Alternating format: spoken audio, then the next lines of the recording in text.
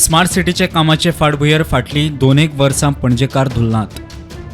ताचे वायट परिणाम आता दिसपाक लागल्यात. पयलींच लोकां मदीं भंय आशिल्लो. सपोज आमचो फॉर्टान मातशें ऑपरेशन करून पयलो सगळो म्हाका दिसता धुल्लोच मेळटलो. पणजी हांगासर डस्ट पोल्यूशन खूप जाल्या कारणान आमी पणजेंतले प्रतिश्ठीत काही डॉक्टर आहा तांच्या कडेन उलयले.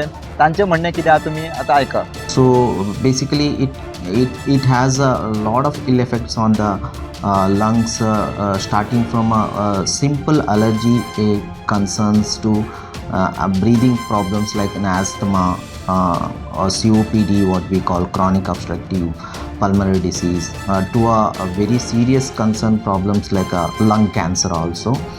Numbers of vehicles have been increased lately, and traffic congestion, all this things contributed to air pollution and dust pollution.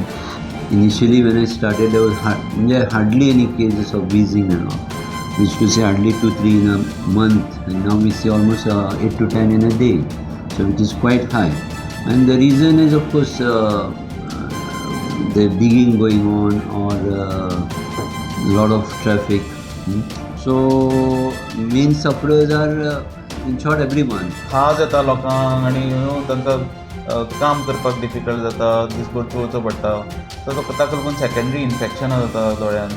So incidence definitely वाडला. सो हांव म्हजो असो सजेशन आसा की दोळे धुवचे खूब थंड उदकान जाता इतलें, म्हणजे दिसाच्यान एक 3-4 तरी, तातूनच खूब फरक पडटा.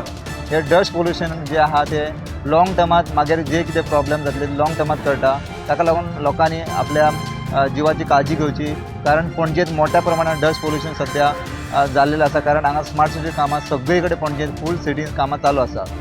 प्रुडंटा खातीर पणजेच्यान रुपेश रावत.